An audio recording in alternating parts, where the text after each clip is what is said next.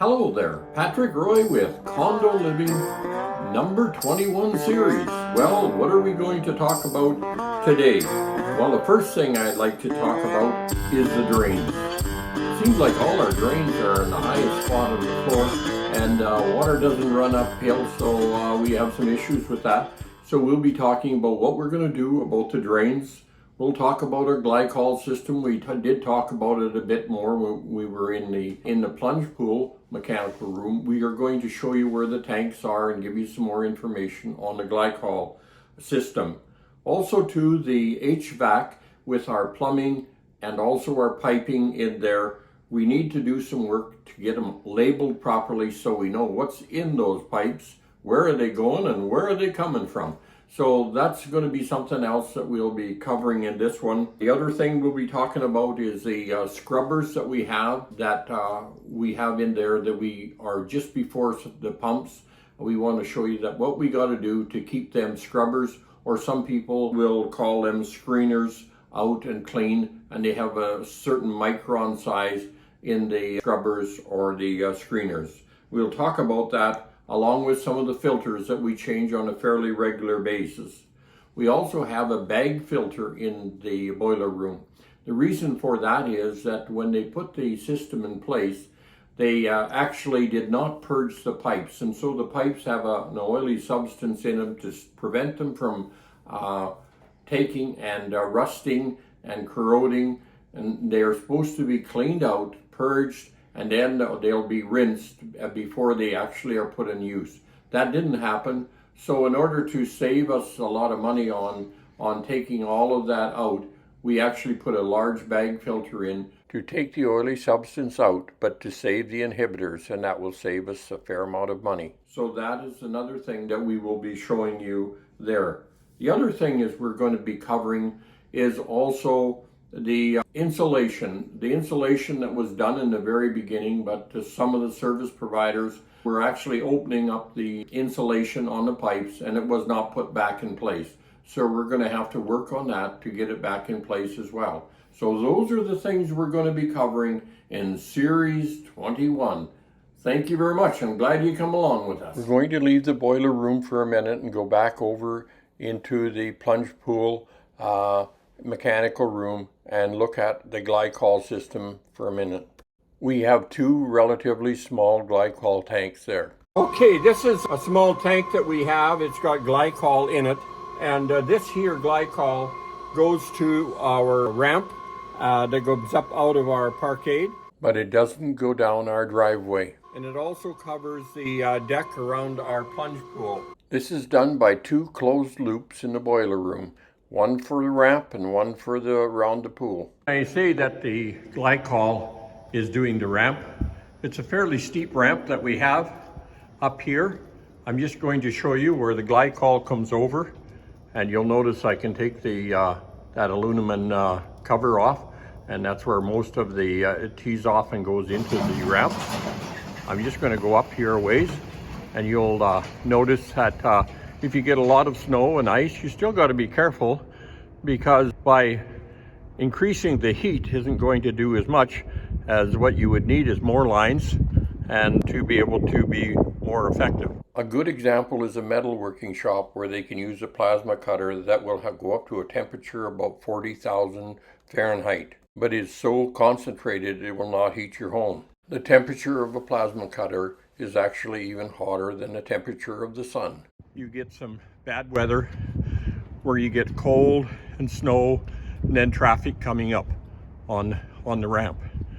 So we have this all de-iced.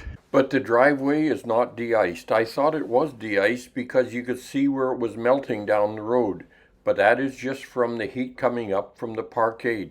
We have a contractor that in the winter time actually plows our snow and uses different chemicals to melt the ice that's out there in the liquid form. I believe it's calcium.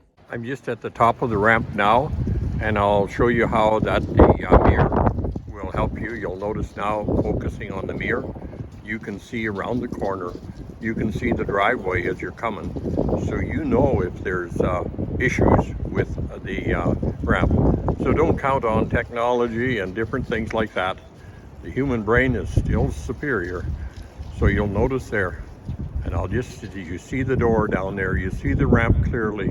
I will now just go down and show you just what you just seen in the mirror. So use that as well. That's why we got her there. To have a system work 100% of the time, it would mean one would need a bigger system with more volume. About 2 times last year, the glycol system couldn't keep up. In cases like that, we may have to put calcium down on it. Okay, you'll see the door where you come out to go to the plunge pool. And when you walk out here, we have DeIcer does a small amount of heating on the concrete. So you can come up the steps, the lines all come up the steps. And I'll just go around here so you don't get out and freeze your feet and to the concrete. I'll just take you around. So it goes right around the pool. And it goes down the other side. I'll show you in a minute. And here's where we have an issue with the bubbler system, where we don't have it totally covered by the DeIcer system. I'll just show you the other side of the pool, and that will be the plunge pool DeIcer system coverage. The glycol is not in the Parkade heaters. The Parkade heaters simply has the hot water, and it also has the inhibitors that will keep the pipes and the stuff within the pipes clean and no rusting. So we'll be making a change on the labeling because of that. These are the Parkade heaters that have hot water from the boilers and inhibitors in them, no glycol. The Parkade heaters are a closed loop system, and we have a contractor that checks the inhibitors in it to make sure that they're strong enough. So anyways, you've got one here. You also, over where Holger is on the other side, there will be another one there. Tape here, it's not official yet. We'll get the proper labeling later on when we get a way to print that. Second one, just glycol in here, and that will be to feed, this one is for the pool deck, and that will provide the, so your feet won't freeze to the cement when you're out there in the middle of winter. And it'll keep that warm. And we have also the bubbler system. We had problems with it before because of it freezing up. And this will help us to keep that from freezing. It won't be 100% guaranteed because it doesn't cover part of that bubbler system. But so far it's been doing very well for us. So we'll just keep an eye on it. And the other labels here I told you about before, we'll be making some changes and putting professional labels on there with the right code and the right color code on it as well. So that should do you. That'll cover our glycol system and the Parkade system. We have a number of temporary labels that are on different pipes. You will see a number of places where you use masking tape, and it's used just as a temporary marking so we know what's in the pipes and where it's coming from and where it's going to. We're going to spend some time after and get it properly labeled, and it will be done to code. The other thing that we're going to do is we had some service providers take down some of our insulation here, and so that has to be all redone so that it's properly insulated. So that's another chore we have for us to accomplish as well. An issue as far as our system being purged after it was being built. And so we had a lot of contaminants that was getting into our pump. It was costing us a lot of money. This is the bag filter we put in. We had difficulty because of our system was not purged once the pipes were put in. There's an oily substance there that's in the pipe while they're in storage, but once they're put into a building like this, they should be purged and then rinsed, and that didn't happen. This here filter that we have, if you follow it down, it actually goes and it's in parallel, so only about 30% of the effluent is going through the filter. If we had it in series and it plugged up, it could block the effluent going through and cause damage and cost us money with our pumps. So we got it in parallel at that time. But this has been working well for us, and our effluent is really clean now, and in the inhibitors and that are all fine in there now. These are the filters that we've been changing over time. Since the bag filter's gone in, things are cleaning up pretty good, and you'll notice there that actually the system is getting cleaner, and the cost of the repair has gone down. Because our system was not purged, you'll notice I've got some pictures of the pumps here, and we put a lot of bearings and a lot of seals and a lot of repairs to these. The bag filter that we put in saved us a lot of money on repairs to the pumps, and also we didn't have to replace the inhibitors. This was a major issue, but it's all behind us now and things look good. Those are the scrubbers, and they have screens in there that actually have small micron holes that will help to prevent the different particles to get into the pumps. We had to do that prior to the cleaning up the glycol. These are the Parkade heaters that have hot water from the boilers and inhibitors in them. These are the pipes that weren't purged. Here's one of the drains that we have in the boiler room. Actually, the boiler room, we're quite fortunate. I haven't heard of an issue there but we'll run a test on it to make sure that the water all runs downhill, and then at the downhill part of it, that's where our hole is for the drain. So we'll be checking that out as well. This is the second drain that we have in the boiler room. I have not seen or heard of any problems with draining here, but like I said before, we will be running some tests on it and making sure that it all runs to the drain hole. We did a lot of work on our boilers. The boilers are working a lot better than they did in the beginning. So I think we've made great movement.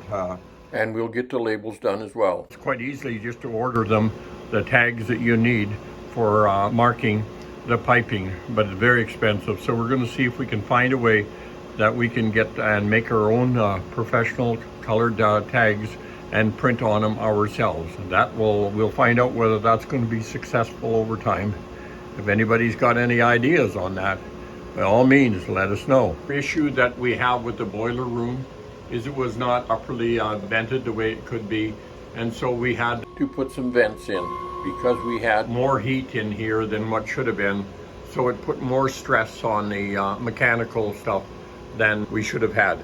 It's much better now. It's cooled down quite a bit. We still could actually bring it down a little bit more, but it's getting a lot better. We are back in the plunge pool mechanical room, and you might be wondering, we just got out of there, why are we back in there?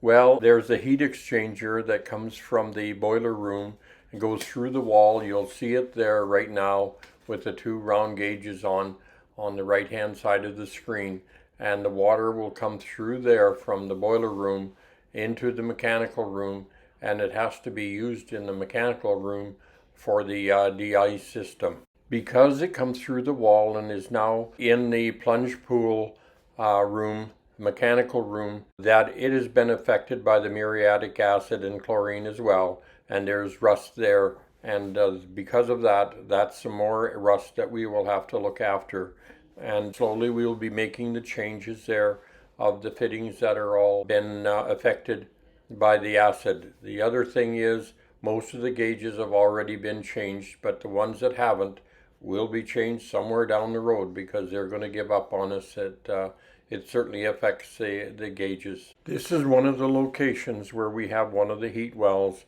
that we were having difficulties with. It will pick up and censor the temperature that we're getting from the heat exchanger, and then goes to our controls that we use to affect the DeIcer system and pool temperature. Important thing to keep working as well. Just a few comments on the heat exchanger. We're actually using hot water from the boilers to run through this heat exchanger to make more hot water for our plunge pool mechanical room and the DeIcer system that we have on our plunge pool, and also the ramp and the driveway. It can be used the other way as well. You can use cold water to cool other water. I used to use that especially in large hydraulic systems and heavy equipment to keep the hydraulic oil from overheating due to friction. This is a valve I don't ever anticipate using, where we would be shutting all the city water off to our high-rise. Come back with us on series number 2 and show you how charity begins at home, and the recycling has really helped us. On a new high-rise, you'll have many challenges, but put your heart, your head, and your back into it, and you'll get it done. The knowledge you can get in looking after your high-rise is immense, and your building manager as well will get to know your building very well. You won't be afraid of anything. You will be proud of the home you live in and also the developer that built it for you. We'll see you back in series number 22.